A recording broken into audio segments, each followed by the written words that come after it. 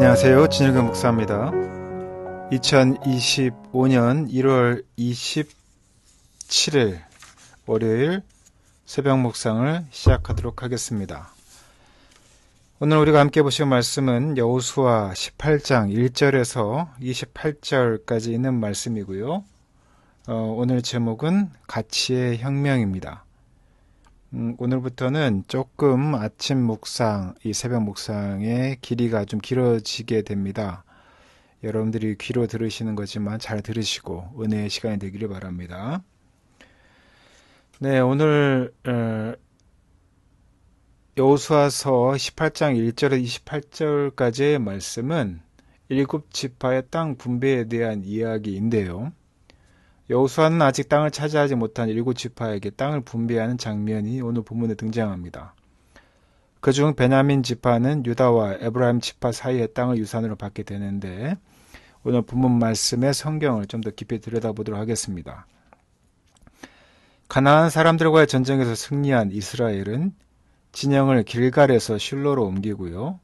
그곳에 회막을 세우게 됩니다. 안정적으로 하나님을 예배할 때가 되었지만 유다, 에브라임, 므낫세 반 지파를 제외한 나머지 일곱 지파는 아직 땅을 차지하지 못한 상태였습니다. 여호수아는 일곱 지파가 땅 차지하는 일을 더 이상 미루지 못하도록 각 지파에서 세 사람씩 선출하여 일곱 몫으로 구분된 땅의 지도를 그려오도록 하고요. 그리고 그 지도를 근거로 주님 앞에서 제비를 뽑아서 남쪽 유다와 북쪽 에브라임 지파 사이의 땅을 분배해 받습니다. 이 지역은 가나안 남북을 연결하는 도로가 지나가기에 자주 분쟁이 발생하는 곳이었는데요. 하지만 한편으로는 유력한 두 지파 사이에서 완충 역할을 하기도 했지요. 베냐민 지파가 차지한 성읍은 모두 26개입니다. 12개 성읍은 척박한 동쪽에 위치하고 나머지 14개의 성읍은 북서쪽 산간 지방에 위치하게 됩니다. 그래서 오늘 본문은 아직 땅을 배분받지 못한 일곱 지파의 땅 분배에 대한 이야기입니다.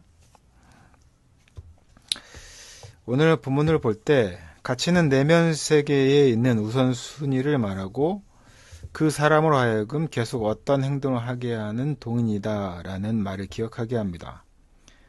유다와 요셉 자손이 더 크고 넓은 땅을 선점한 상황에서 일곱 지파, 오늘 땅을 분배받는 일곱 지파의 불만은 컸을 것입니다. 하지만 그들의 지체는 분배 지원보다는 기업의 가치를 보지 못하는 데 있지 않았을까 싶습니다.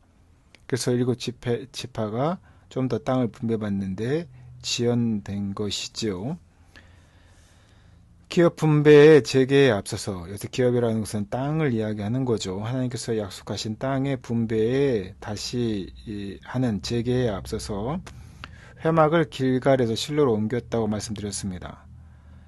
가나안 중심부에 있는 실로는 나머지 일곱 지파에게 땅을 분배하는 일에 용이했고요.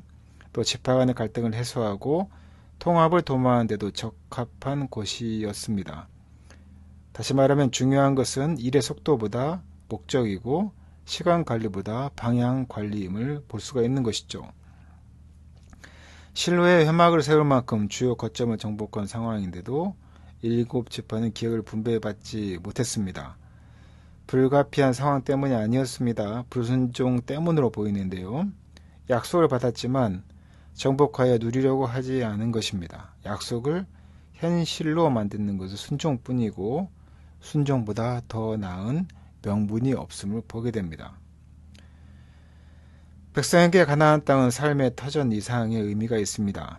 하나님의 뜻을 이루어야 할 소명의 자리이기도 하고 또한 하나님의 기업으로 대대로 물려주어야 할 유산이기도 합니다. 베냐민 지파의 기업처럼 작다고 무시해도 안 되고요. 척박하다고 불평해서도 안 되는 것입니다. 중요한 것은 기업의 크기가 아닙니다.